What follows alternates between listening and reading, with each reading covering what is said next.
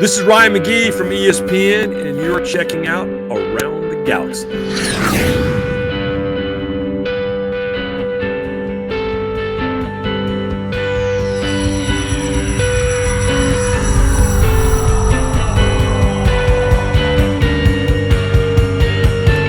Welcome to Around the Galaxy, the Star Wars fan talk show. I am one of your hosts, Nick Mielke, and I am joined, as always, by my good friend and co-host, Mr. Pete Fletzer.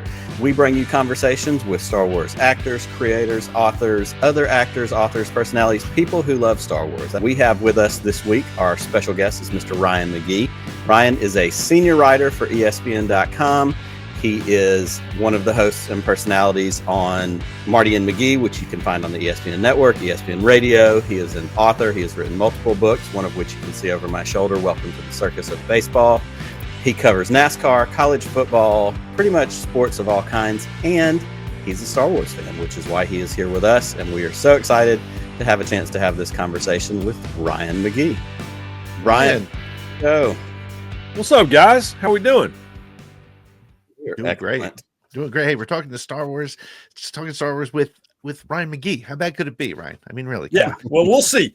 Let's get done, and then you can give it some time. Evaluation. But no, I'm excited. We've been trying to hook this up for a long time, so I'm glad we finally got together and catching you guys at an exciting time because we got some new stuff coming, some new content, and I blocked up my Revenge of the Sith tickets in the 4DK, which I've never done, like the 40X, whatever it is, where you shake and all that stuff. And my wife wanted to do it.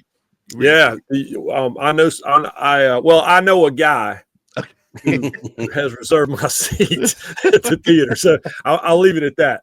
That's fair. That's fair. Right. This may or may not be the same guy who pushes death sticks at a bar. So you may have to be careful with these tickets. Yeah, you're exactly. But it's an exciting time, man. It's I laugh at the people that we're all kind of in the same age group. I laugh at the people that are like, sometimes I say there's too much content. I'm like, man, you clearly are not my age because we thought we were done in '83, right? And so I'll take any and everything I can get, as much as I can get. Well, I think it's interesting exactly too, right. Like the excitement for the prequels, because I don't know, we won't. I'm a reformed prequelist, as so I can't remember his name who says it, but it's it's like when they first came out, I was of that age where I was like, they were okay. Yeah, I didn't love them. I wanted to love them, but now we're in a point where they've become part of the bigger story, and B, they've become part of our Star Wars heritage. And to hear you start by saying how excited you are to see a prequel film in a couple, which we all are, Nick and I are as well, but that's wild, isn't it?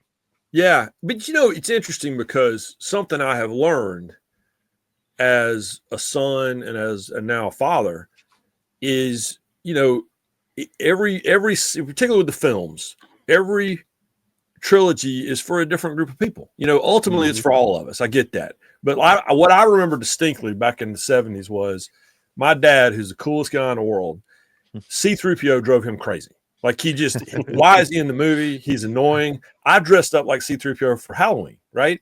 And so then you get to, the prequel generation, and you hear, particularly the actors who are in the sequel trilogy, they talk about the prequels were their movies. And then there's my daughter, who's 20 years old now, and was, middle school, high school when the sequel trilogy came out. Well, people like to bang on the sequel.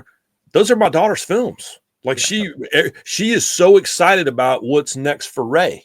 And so I think we have to remember, and I think it's the beauty. I say this on our podcast with Arda and Clinton all the time. What's beautiful to me right now is there's something for everyone.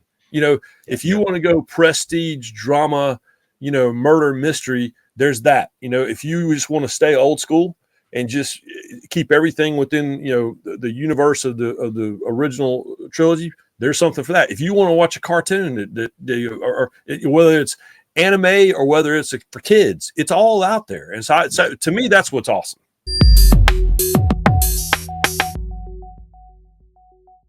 Just in case, in the off chance, and Pete and I, like you, we fit that special cross section of Star Wars fans and nerds who are also sports guys.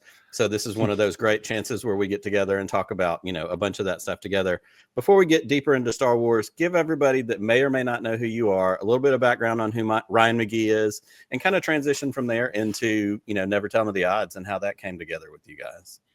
Yeah, well, I'm an ESPN lifer. I'm originally from the Carolinas. I went to school at the University of Tennessee. I married a girl who, when I met my wife Erica, she was singing at Dollywood, and it was. I'm Southern as it gets. I moved to Connecticut for a couple of years to work on college football, and when I got up there, and this is in the mid '90s, and Jeff Gordon is becoming a really, really big deal.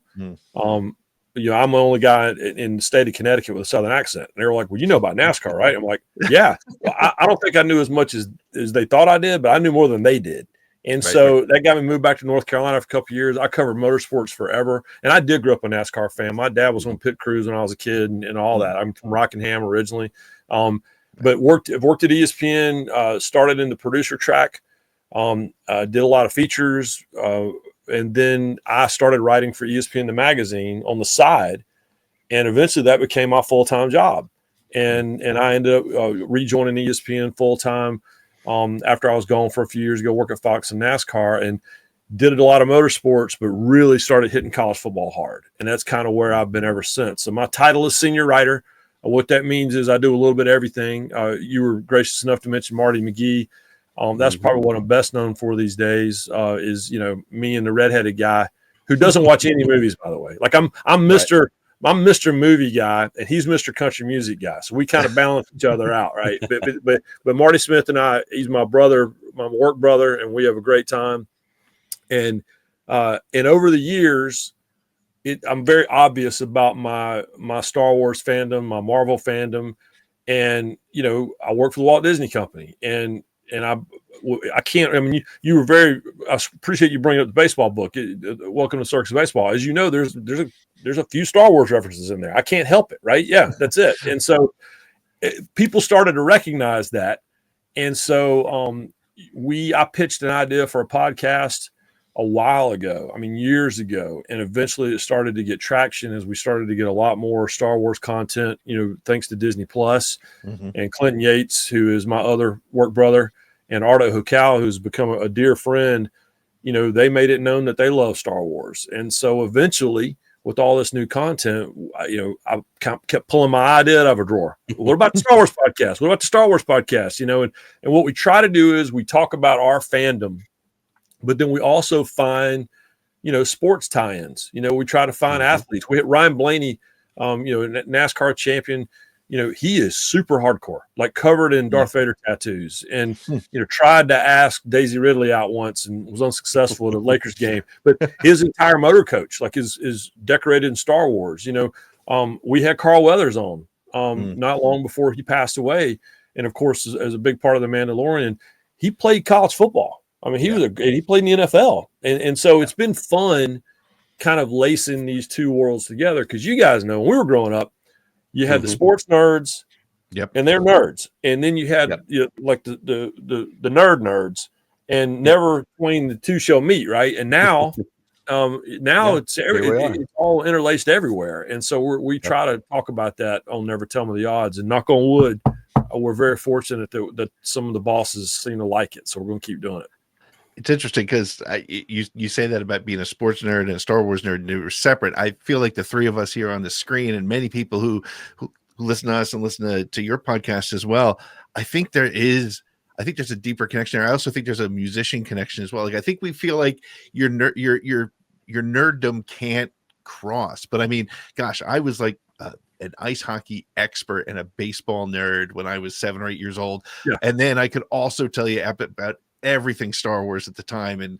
But it's funny because you had different groups of friends, right? I had my baseball friends and I had my Star Wars friends, and now we're all the same people, I guess. So there was a great ESPN promo they ran for years where, that tagline, it's sports, it's not weird, it's sports. And there was the funniest thing, these guys in the cafeteria, and we all in high school, the cafeteria was tiered up into, that system of this people sat at this table, these people sat at that table, and all the football players are sitting around this table and they're doing their fantasy football draft and they're talking about this and talking about that. And then they cut to all these guys, classic nerds, and they're just laughing. They're going, nerds. And that's how I feel. You'd be just as nerdy about anything. But now, it used to be you had to have two different groups of friends. And now those groups of friends have, kind of meshed together over the years. And that's what you guys hope are listening to this. And certainly what we hope we're listening to our deal.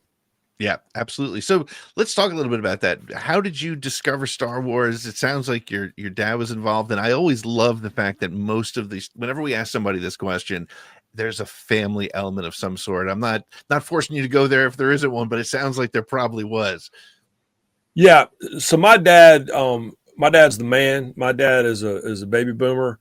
Dad's still around. I co-wrote a book with Dad a few years ago called Sidelines and Bloodlines that we wrote with my dad and my brother. And my dad was a college administrator. It was his day job, but he was a college football referee. He was an official for years. I mean, worked national championships and Rose Bowls and the whole thing. That's where my love of college football came from. But Dad was a movie guy growing up. But you're talking about, I mean, Dad's in his 80s now. It was all Westerns, right? Flash Gordon was way before him, and Star Wars was way after him, but he loved movies. And so he, to this day, he'll be the first one to tell you he cannot sit down and have some nuanced conversation about the career or the character arc of Anakin Skywalker. But he loved it because my brother and I loved it. And I'm OG, man. I when the first film came out, I was 7.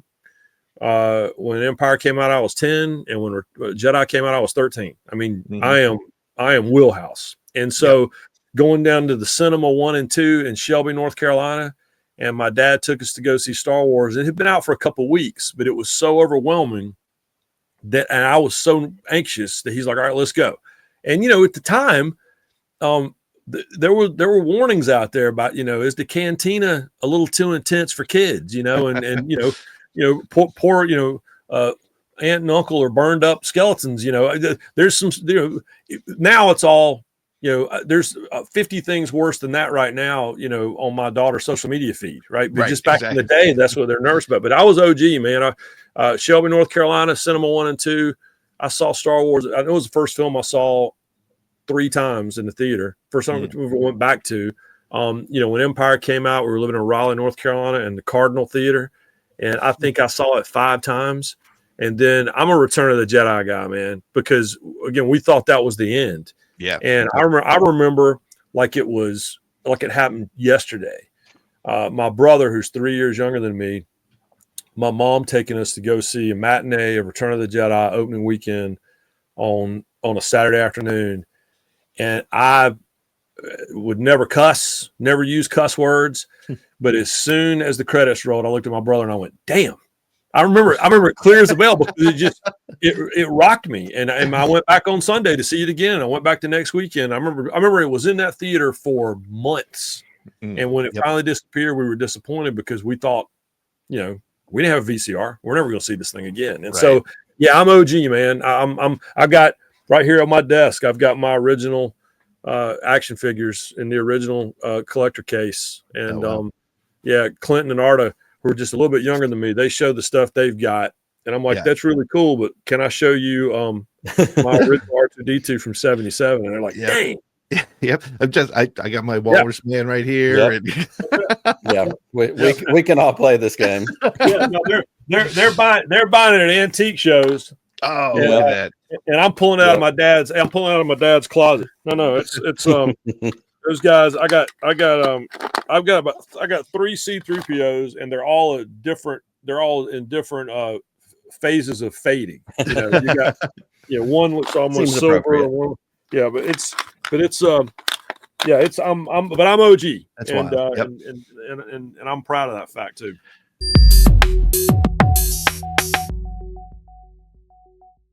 I think one of the things I always remember about Jedi, because I'm same exact age, 7, 10, and 13 when I saw them. And the thing that I remember about Jedi was it was the first time I understood the phrase edge of my seat, because I remember waiting for Vader to do the right thing and literally just like on the it just was That movie definitely had a huge impact and did such a great job of closing everything up, which was nice because, like you said, we thought that was it. So we thought we were done, and Yeah. people make fun of us for watching that holiday special, and for watching Donnie and Marie. It's all we had, y'all. That's all we had, and we never thought we'd have another. And so it was. But yeah, no, I remember as a writer, Return of the Jedi had a tremendous impact on me, and I didn't even know it yet. But we have what we call the rule of threes, and if you read my stuff, everything I write kind of is chunked in the rule. And Return of the Jedi is where I learned that subconsciously, because you've got three, incredible battles going on at once, and the way that movie was edited and the way that movie those were interlaced, with A New Hope, you had the one thing. With Empire Strikes Back, you really had the one thing. When you got to Return of the Jedi, it just was so much all at once, but it was perfectly, my opinion, perfectly stacked together. So yeah, it had a huge impact on me that I didn't even really realize till I got to college, and they started talking about rule of threes. I'm like, well, that's what I've always done anyway. Yeah, we talked a little bit. You mentioned Never Tell Me the Odds. You said there's some more of that hopefully coming. That's exciting. You've talked to some fun folks. You've talked to Blaney. You've talked to Carl Weathers. Y'all did a great interview with Billy D. Williams. You actually did an interview with us with Paul Sun-Young Lee for Podathon. Yep. And he's a great sports guy too. He's a Toronto guy, baseball, hockey, all that kind of stuff. In fact, I think shade was thrown at me about my Atlanta Braves and the Blue Jays during that particular interview, but I keep trying to let that go. I don't like that. I don't like that. That's Arda's fault. But as y'all are doing this show, working at ESPN, we know there's a million, athletes and people out there. Who are some of the surprising athletes you've run into, or Star Wars fans? Maybe who's on the wish list? I know Joe Burrow's a huge Star Wars fan. There's a bunch of folks out there. Who have you run into besides the ones we've already mentioned that, kind of crop up when y'all talk about Star Wars and sports? Yeah, I'm wearing Burrow out, man. I covered Burrow so thoroughly at LSU. One of my all-time favorite athletes I've ever covered. It's just, and we used to have him on Marty McGee a lot. Marty knew him from when he was at Ohio State. And we used to have on Marty McGee a lot before he unleashed the most ridiculous season that any quarterback's ever had. And I saw Burrow at the College World Series. I go to Omaha every June for the College World Series. You talking about books? I always say I wrote a New York Times bestseller with Dale Earnhardt Jr. and I wrote a New York Times worst seller about the College World Series 15 years ago. But I go to Omaha every June, and and I saw Burrow there. When LSU was making a title run 2 years ago, and I yelled at him, "Dude, we're starting a Star Wars podcast. You got to come on." He's like, "Okay." And so we're going to get him on eventually. But Jack Harvey, who is an IndyCar driver and is part of IndyCar's Fox's new IndyCar team. He's a pit reporter. He's British. I want to get Jack on. One of the funniest things I've ever seen at the racetrack, but I also got it, was that Adam Driver was the Grand Marshal at the Indy 500 2 years ago, and that was to promote his Ferrari film. Yep. And without Jack knowing it, and Jack has a helmet, a custom helmet painted every year for the Indy 500 that has to do with one of the films. And Jack and I bonded over the fact that the Obi-Wan Kenobi finale, or the Kenobi, that series finale dropped like the night before the Indy 500. And so Jack and I are on the grid crying, talking about it, and but they brought, without Jack knowing it, he's coming in the garage and just going to work, and Adam Driver was waiting on him, and he turns the corner, and Kylo Ren's standing there, and Adam Driver was so cool and so funny about it. They kind of did the same thing to me, but but Jack's reaction, but I tell you, surprised us was we had Teddy Bruschi on, and Teddy, of course, Pro Football Hall of Famer with the Patriots and an all-time with Arizona Wildcats back in the day, has worked for ESPN for years. And we did a creature draft where we kind of picked our favorite, creatures. And we invited Teddy on because we heard he was a Star Wars fan. And he said, "Well, I'll come on, but you got to have my son on." And his son was a college football player. I believe he was at Hofstra. And but those guys were hardcore.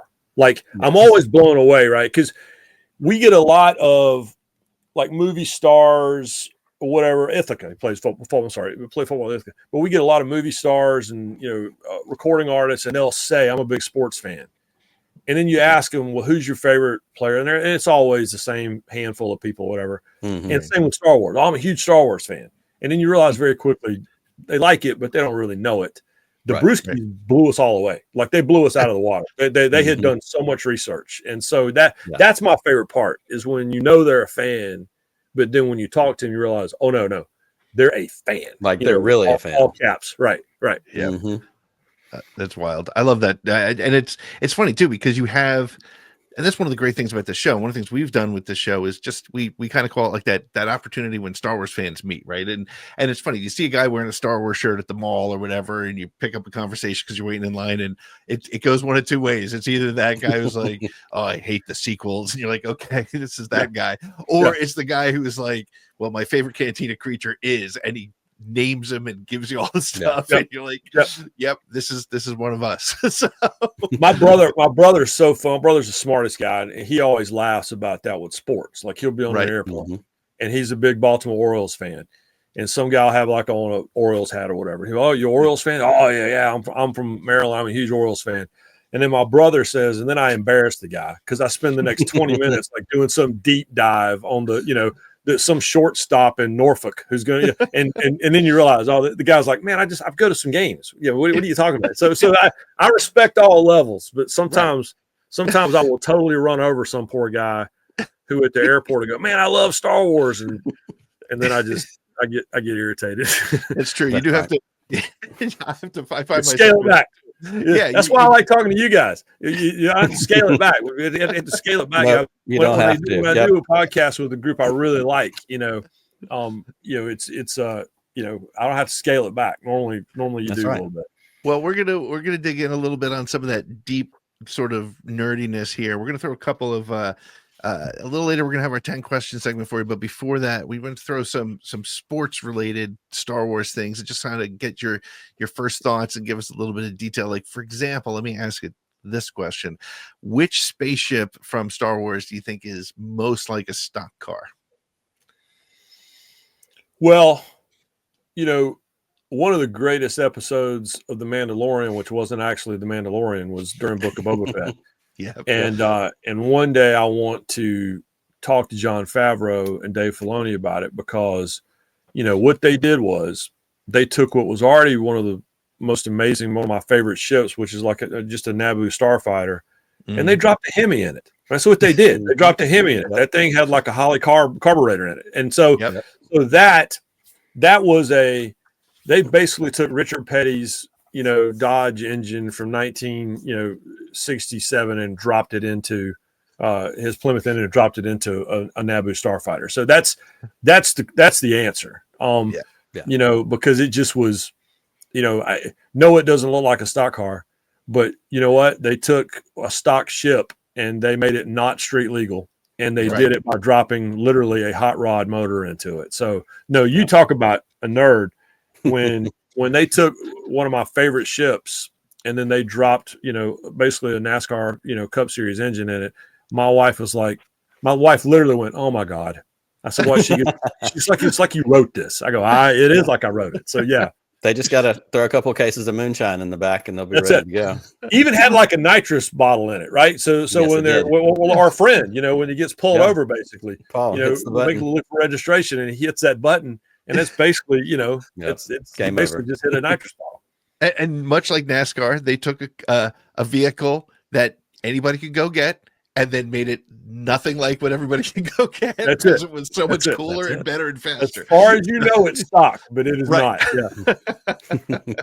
Well, the next one is going to hit another one of your sweet spots, not only baseball, but minor league baseball. Minor league baseball is rich with great mascots, funny mascots, Lansing Lugnuts, that was the big one for years. I live in Montgomery and we have the Montgomery biscuits, which is ridiculous. It's literally a biscuit with a pat of butter for a tongue sticking out of its great mouth. Ballpark. That's a great It's a fantastic ballpark. We're very lucky to have that here now 21 years later.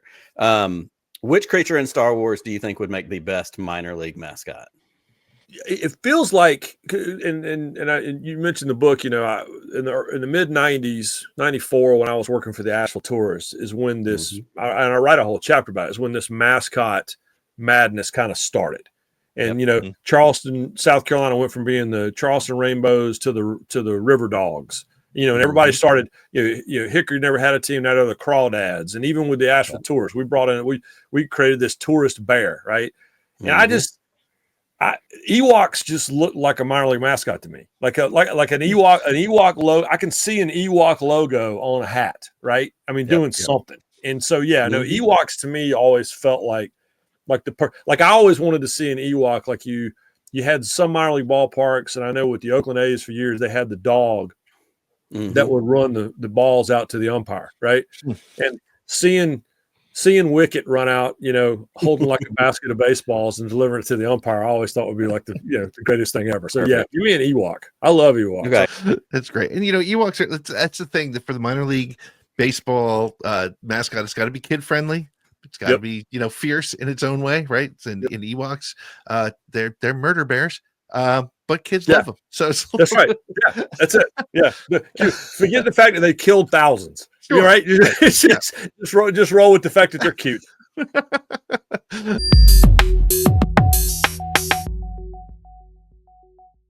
Who would Marty Smith be in Star Wars? Would he be an Imperial, a Rebel, or a smuggler? What do you think?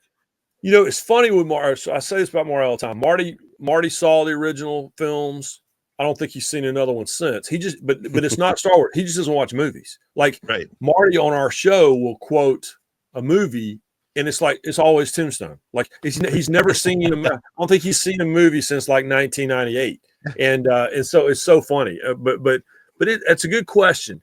He's with that red hair and those freckles. He's kind of got a Cal Kestis thing going. I've always thought of that. But there's no question in my mind. Like Marty would be like. He'd be a pod racer somewhere.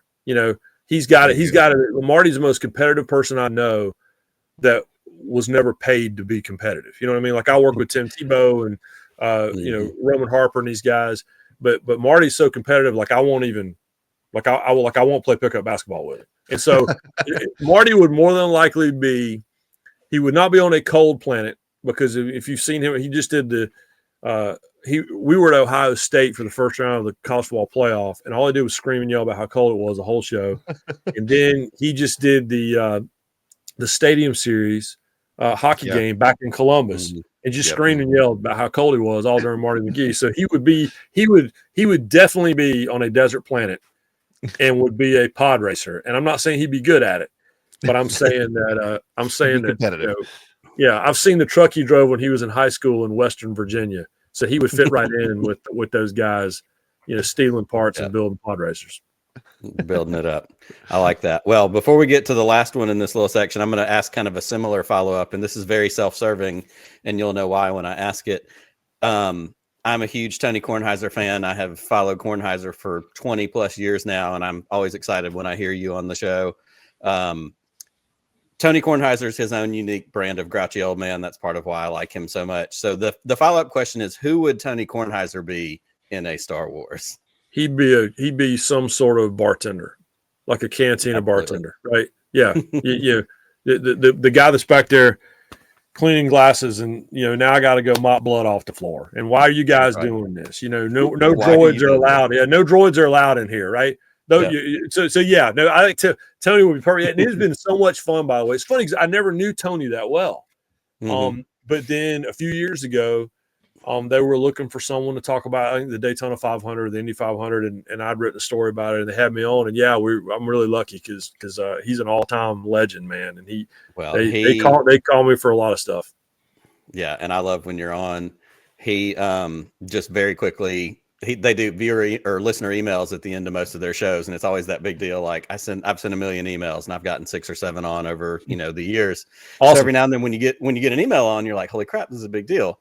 And there's people that will write in and they're like, oh, I work for a pest control company, and one of the running jokes is, can I be the official pest control guy of the Tony Kornheiser show?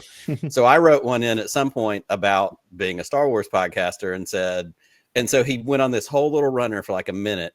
And my biggest point of pride is he's like, Nick, what do you mean you talk about Star Wars? It was just this rant. And like my friends that I've gotten to know over the years that listen, they're like, dude, he like called you out. So this is my rant.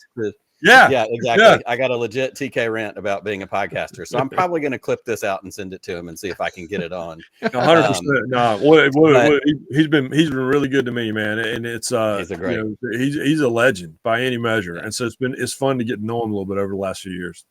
Yeah, he's definitely one of my favorites. So the last one in this section, then we're going to get to our 10 questions quiz, which is a little more Star Wars centric and focused. But this one is also very self-serving. Which SEC rivalry is the most like the Rebellion versus the Empire, and why is it Auburn and Alabama? No, that's the answer. You said it. You said it before I could get to it. It's definitely Auburn and Alabama because, as an Auburn fan, that was what I was fishing for. So, and like the Rebellion or the Resistance or whomever, sometimes their own worst enemy are themselves. And correct. Auburn, and meanwhile, we always say the only thing Auburn does better than play football is create their own drama. And so and the Rebels were really good at that. Sometimes you're like, why are y'all doing this? You need to focus. And that's how I feel about the Rebellion, and it's how I feel about Auburn. Yeah, and then obviously, Alabama's Alabama. And but then when you beat them, when you blow up the Death Star, everybody's all dancing and banging on stormtrooper helmets with drumsticks. Yeah, but then while you're celebrating and you're doing kind of a bad job of running the Republic, they build another one. So to me, it's coming right behind you. It's the perfect analogy. So you took there's no other answer than that. Well, I kind of figured that would be the case, but like I said, it was a very self-serving question to throw out there.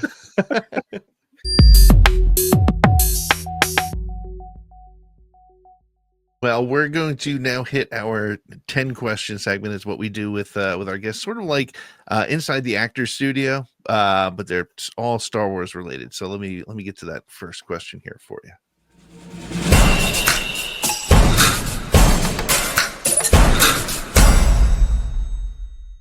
What is your favorite Star Wars movie, TV show, or book?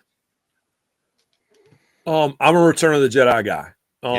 Listen, Empire Strikes Back is one of the best films ever made. That's not even a conversation. Like any list you put together, whether you like Star Wars, whether you don't, no matter what age you are, Empire Strikes Back is on the list. But for me personally, Return of the Jedi is the one that it's the one. I'm literally. I'm sitting here talking to you guys, and my mouse pad is, it's Death Star 2, and my this is my, if you can see it, that's that's the Battle of Death Star 2 is my phone case. And so that's the one. I quote that movie on an almost daily basis. One of the most emotional experiences I've had in a long time was I got to see the Charlotte Symphony do the live score. And I think my favorite piece of Star Wars music is the build up to the attack. Right up to it's a trap. And so, I'm a Jedi guy. Cool. Perfect. Similar question, but one of the only non-Star Wars questions in this. What is your favorite non-Star Wars movie? I love The Right Stuff. The Right Stuff. And I think that's somehow has become forgotten. And I think it's one of the greatest films ever made. It kind of fell in that same window of age for me when I was like 13 years old. I wanted to be an astronaut. Speaking of Alabama, I went to space camp when it first started in the 80s. I went to space camp. I was on track, man. And then all of a sudden the science turned into math. And that's when I realized that I'm going to be a sports writer. Yeah. And most of my counselors at space camp were Auburn students back in the day. Okay. But it was a great experience. I'm literally on my desk right now. It's the NASA archives. I got that for Christmas. I still love it. But The Right Stuff is, to me, one of the most underrated films of all time. And I'm very proud of the fact my daughter's a cinephile. And we had this conversation the other day. And she's 20 years old and she would rather watch The Godfather than anything that's out right now. So I'm very proud of that. Yeah. That's awesome. Great. Yeah. And that's a fantastic answer. And it's just another reminder that we're cut from the same cloth, because same thing, grew up a space nerd. Then when I found out I had to be good at math, I went, turns out not so much. Went to space camp in 6th grade, the whole deal. There you go. We were, it was one of the great experiences of my life, but it was, I successfully, I'm going to drop a Star Trek on you, but we successfully got through the Kobayashi Maru, like when we did the thing Yeah, I was the mission commander, and I'm very proud of that. So we were at the national championship game in Houston 2 years ago, college football national championship, and the Orion crew was there, like the folks that are going to return to the moon, and they had the director of NASA sitting with them, senator, and I walked up and introduced myself. I said, "Hey, I just want you guys to know that I went to space camp in 1984, and I've successfully, got us through a worst case scenario mission. So if y'all need any pointers or anything, let me know." So yeah, but once it turned to math, my astronaut dreams were done. Yeah. My biggest disappointment was that we didn't end up getting launched into space like the movie Space Camp in the 80s. Like we got gypped. Yeah.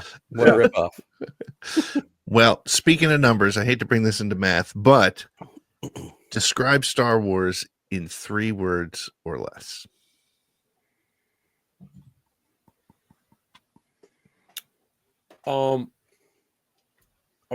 My personal sentence would be altered my life. But my description, if I was in the elevator trying to describe it to someone, would be space family drama. Cool. I like that. Completely nails it. We're going to get into a couple of favorites for the next couple. What is your favorite Star Wars sound effect? There's so many good ones. Yeah,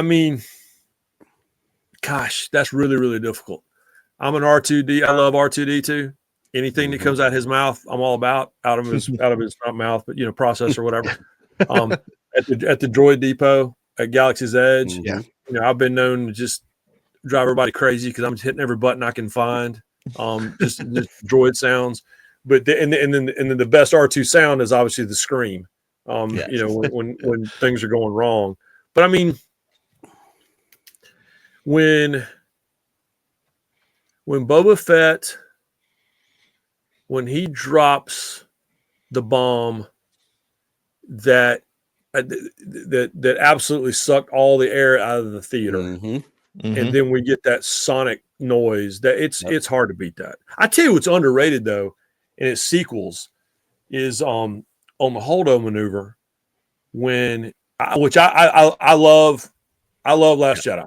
I'll die on that hill. I'm not going to apologize. Yeah, but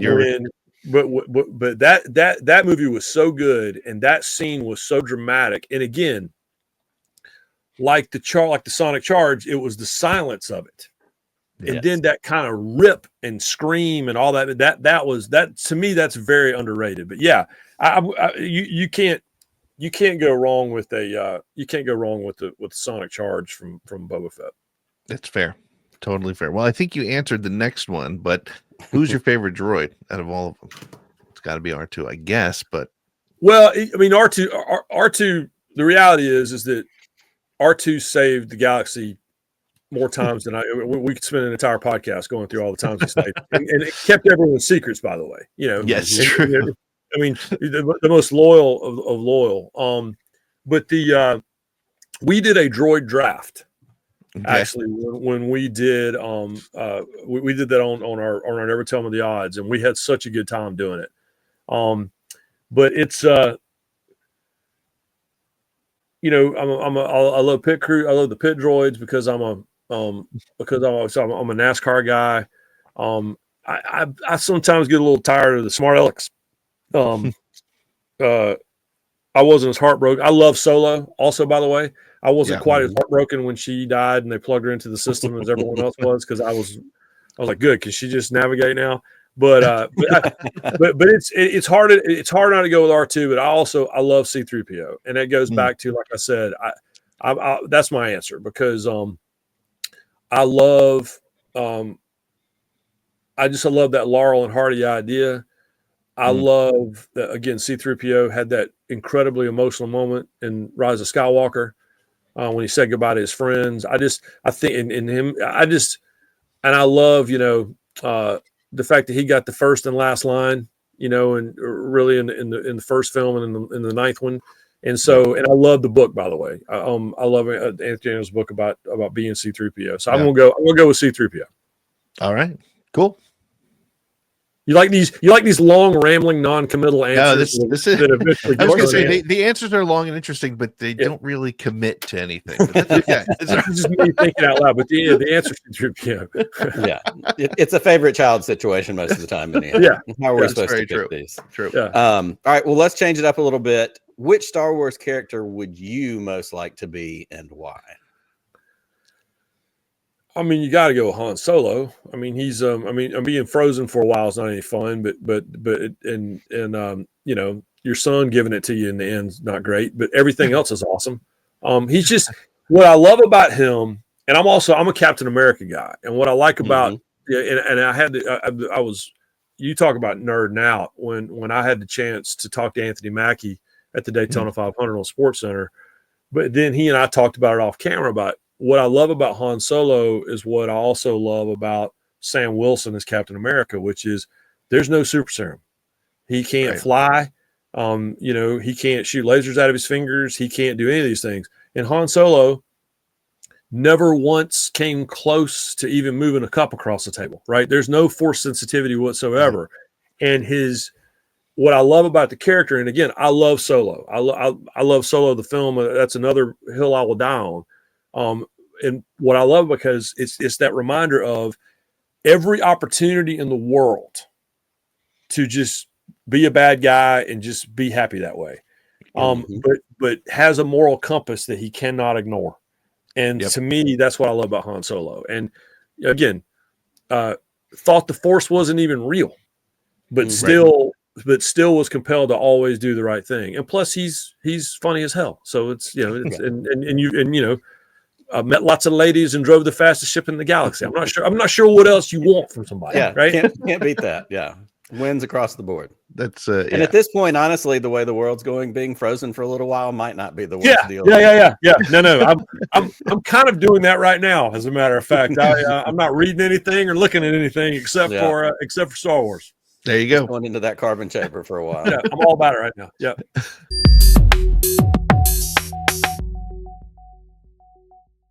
All right. Well, this one is not an easy question, but it's I think we all have one. An unpopular opinion about something Star Wars, something that's a little bit perhaps off the beaten track. Doesn't have to be a hot take, but something that you believe in, or that you got a thought on that people may or may not agree with you on. Okay, I'll give you two, and it always makes people mad. Again, I love Solo. Solo is one that I will just. Like if I got an hour to kill and I'm doing laundry or whatever, I will just throw Solo up on Disney Plus and just have it in the background. Like I think that people, this internet thing that happened where people took a stand on it was such and then they got mad because we didn't get any movies for a while. I'm like, well, it's because you wouldn't. I'll tell you a story. So SEC Media Days, were in I guess it was probably Hoover, when we were still at the Galleria all those years. And we always do radio interviews, Radio Row. Marty and I would go out. We was pick an hour. And I remember I sat down and there was a guy, and he had on a Millennium Falcon sweatshirt. And the movie had just dropped. The movie had dropped like a few weeks earlier. Yep. And I sat down and we come up live, and it's Spanky and the Sports Freaks from, wherever, Mississippi. I don't even know where they're from. I can't even tell you who it was. But I said, well, hey, before we even get started, I said, tell me, you got your Millennium Falcon sweatshirt on. Tell me what you thought of Solo. I'm not going to see that. And I proceeded for the next 10 minutes to just tee off on this poor guy. And then they get to the end. I go, all right, so you're going to take a stand on something that doesn't even make any sense. And I go, and then you're going to be mad because they're not going to make any movies. They're going to not make movies because y'all decided to try to punish people for something that wasn't even real or whatever. And I went on and on and on and on and on and on. And then we get to the end. I go, all right, well, we can talk about sports now. And he goes, well, we're out of time. So we didn't even. I love Solo, but the other thing, and this drives Arda Öcal crazy. If you listen to our podcast, you'll hear it. I love Andor. I think Andor is what we call prestige television, right? Yes.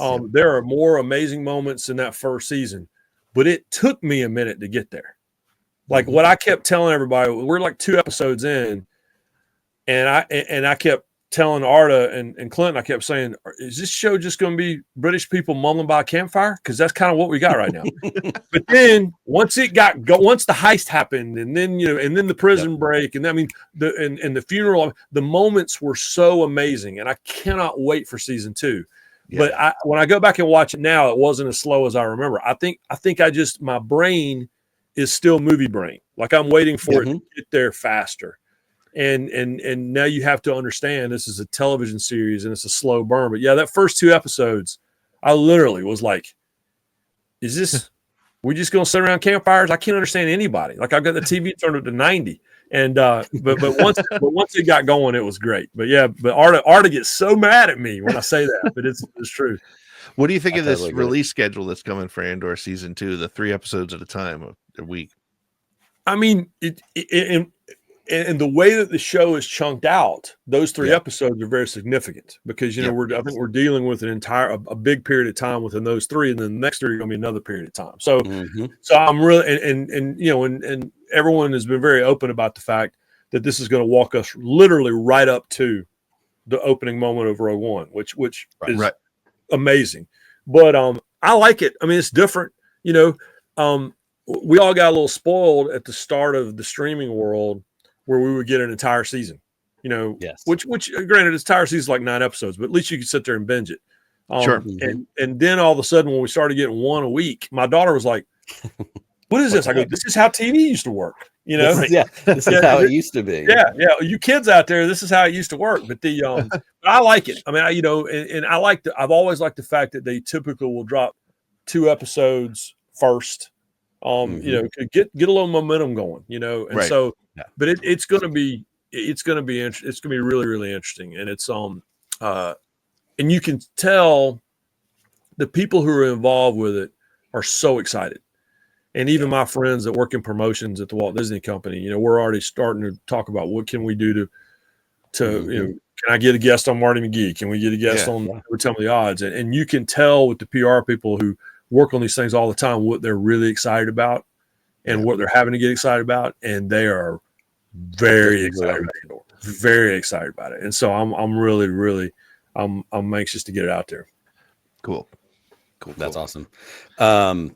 Let's see. What if you could own any spaceship or vehicle from the Star Wars universe, what would it be? And I almost feel like I need to take your N1 off the table and make you choose something else. Because normally with fans our age or guests our age, we take the Falcon off the table because that's everybody's answer. So right. Well, I did myself a favor. So let me show you. This is I just got this new desk lamp. Yeah, you did. Desk lamp. Yep. Yeah, I just got that's my new desk lamp I just got. So outstanding. All right. So, but if we're taking the Falcon off and we're taking the N1 off, we're gonna make you work for it for a second. Yeah. I mean, when my wife is out of town, what do? I have a PS4, and I have Star Wars Squadrons. That's right. And Captain Morgan and I go put the VR helmet on, and we fly that X-wing just all night long. And so the answer is the X-wing. Yeah, my truck. I drive a red Ram, Dodge Ram, and and it has the Rebel logo, license plate on the front, and then it has the wrap around the license plate on the back, and it says Rev 5 standing by. I call my truck Red 5. So I believe that's the answer. We'll take it. That's a good one. That's great. I know, and that feels basic, right? I know the hardcores are like, "Oh, you got to go." No. It is what it is. But it's But I love them all. That's a legit answer. But I'm the one that goes like I do a segment on Never Tell Me the Odds, the Galactic Garage, and it's just me nerding out about ships. But my family, we just know when we go to Hollywood Studios or we go to Disneyland, my family knows I'm going to take my time because even though I've stood there and done this probably 15 times, we're going to go look at the A-wing, and we're going to stand there. Yep. And we're going to go look at the next gen X-wing, and we're going to stand there. And I will just go ship to ship to ship and just stare at them. And that's I just can't believe they're sitting there, right? I mean, again, that goes back to me as a kid thinking we're done. I just can't believe that they're sitting there full size. I tell you one more story. So when we did a promo shoot for Never Tell Me the Odds a year ago. And it was I had been at the Daytona 500. And then we were going to Tampa. The Tampa Bay Lightning was doing a Star Wars night, and we Arda, all his hockey people let us do a bunch of stuff. But in between, we met at Disney World, and we did like a photo shoot and shot some promo stuff at Galaxy's Edge. And guys, they walked us into Galaxy's Edge at 5:30 in the morning when it was still dark, and the park didn't open until 8. And we were in there by ourselves. And it was dark. But what was amazing was the sound effects run all night. Yep. So we were standing in the dark, and the lights are on the ship. Like, it's dark, but the lights are blinking on the Falcon, and the ship that's, delivering and cooking the food, that sits up on the, that's parked all the time. The engine starts firing up, and there's ships flying overhead. And it was the cool, and we were the only people there. And then Chewbacca walked in to do a photo shoot with us. It was, but you talking about nerding out. I mean, my wife still has the video of us walking around the corner at Galaxy's Edge for the first time and me seeing the Falcon. And I knew it was coming, and I still cried. It's just, it is what it is. Yes. Yeah. I was the same way when I saw the Falcon. It blew me away. It was, as a kid who's always dreamed of seeing it, and then to see it at such full size, it's just blows you away. And I think you're right. One of the great things about both Galaxy's Edge in California and Florida, I've had the chance to go to both. The sound effects are amazing because you find yourself looking up and you expect to see a shuttle flying over or something, and it's just it's really great. It's really a very cool place to go. When they did the first Galaxy's Edge opening in LA, they had really large X-wing drones. Oh, really? But you basically, they were just designing something. The Imagineers basically just designed something where you see a silhouette, and those things were flying overhead. And you can't have that flying around all the time because now it's air traffic, and these things are big and all that stuff. But one of them is in the Air and Space Museum, the hangar version of the Air and Space Museum by Dulles Airport in Washington. It's amazing to look at. But I wish those things were still. I mean, every now and then they're going to bring them back. But to see those things flying around, I would pass out. I would literally pass out. Yeah. I haven't made it to Galaxy's Edge yet, but I know when I get there, I'm going to be just a useless pile of everything, just standing in front of it all day. But then I'm also still a Star Tours guy. Like, I still ride Star Tours 6 times in a row. So it's an amazing experience. That was the highlight of the first trip that I took with my kids to Disney World years ago. They were small enough where they needed an afternoon to just stay back at the hotel. And my wife was like, I'll stay with the kids. I was like, no problem. And I literally did Star Tours like 7 times. Are you sure?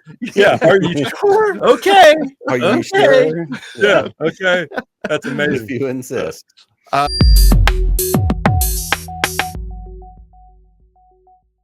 So our second to last question on this list is, what is your favorite Star Wars moment, whether it's in the film or something that's happened for you?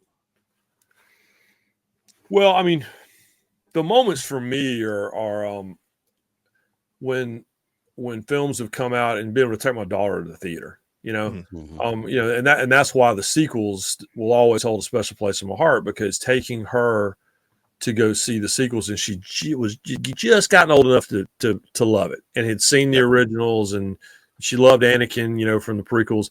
But my favorite moment, and I still get emotional when it happens, is when Luke can't take it anymore in Jedi and comes out from under the stairs. Yep. And the music, the truck shot, him backing Vader down as they come out from underneath the stairs, and it's such a departure score wise for what John Williams had done at that point. That moment right there, I get chills just now thinking about it. But it's so when he says sister, and Luke comes out, that's the one. That's to this day. I was sitting in a hotel room in Boston 2 nights ago, and it dropped on TNT or whatever, and I sat there and waited on that moment. So that's the one for me. Very incredible. Cool. Very, very good. All right, our last one. We all have these, certainly as Star Wars fans of a certain age, but also as dads. I think these come into play a lot. What is your go-to Star Wars quote? What is that thing that you just say? It can be random. It can be one of the, do or do nots, but we've all got that Star Wars quote that we go to. What's yours? All right, this is an answer with a prop. I have a book back here called Admiral Akbar's Guide to Everything. and like you can see here on the back, he says it's a book, and that's the whole book. It's a barn, it's a cow, right? So no, it's a trap. In fact, and it's a double espresso, and so I and in fact, it's funny. I do for SportsCenter in the fall, and for College GameDay, I get to write these essays. And they kind of let me pick my topic, and we kind of base it on what all is happening in college football. But I did a SportsCenter essay last year because there was a week on the schedule where the games weren't that great, and my whole essay was it's a trap. And be careful, it's a trap. And at the very end, they like photoshopped my face on Akbar's body and said it's a trap. So no, it's a trap is the one. But what I love, and you guys know, I love the subtle ones. So when my daughter was visiting colleges, my wife and I both went to the University of Tennessee. This was a couple years ago, and we went back to Knoxville, and we had just done Marty and McGee, and so people kind of had me on my mind because we'd just done the show, and we're walking around. My daughter's getting the campus tour, and people are going, "Hey McGee, and go Vols," and all that stuff. And I leaned in to my wife and I go, "I shouldn't have come. I'm endangering the mission." And so I love the subtle quotes, but it's a trap. I don't go more than and what are those Star Destroyers waiting for? But I don't go more than 10 minutes without, or more. I don't go more than a couple hours a day without saying it's a trap. Yeah, it works for everything, and you're right. The subtle ones, those are the ones that work. I said a bunch of times. Mine was always like if I was dropping a kid off at daycare and my older kids were in the car, I'm running in the grocery store real quick. It was, I'll be right back, lock the doors, and then after half a second pause, hope they don't have blasters. Every time. No, that's it. Like that's the point where they'll say it to me now, and they're 17 years old. But that's a great moment though. Like my daughter, we were in Europe. We took her to Paris. It was her COVID trip that got canceled. We finally got to take her last summer, and we were on an escalator at the Louvre, and there was a guy right behind us, and I have no idea what language he was speaking. Because everyone from all over the globe, is there. And my daughter leaned over and she goes, "I think Greedo is behind us." And I was like, that dude totally sounds like Greedo. And so I'm very proud of the fact that she will drop a subtle reference as well. And especially when she gets it right. Yeah. So nothing better. The Greedo thing, I'll throw this out there. It's just so bizarre. So I have a good friend who he's actually he'd done a lot of work for Pixar and Disney, and when he found out that I was a Star Wars fan, he was like, "Oh, I know the entire Greedo speech to Han Solo," and he just went into it, and it was wild. He spoke Huttese. It was just so fun, but it was just one of those things. Like again, it's he's one of us. He'll understand when I go Jabba Wanichi Boot. Yeah.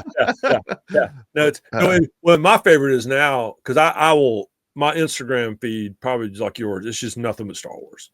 Right. And the funniest thing is where they take like there's that one girl. It's a clip from like I don't know Gilmore Girls or Gossip Girl, one of them, and the actress goes, she used 3 words. I just need you to say the 3 words.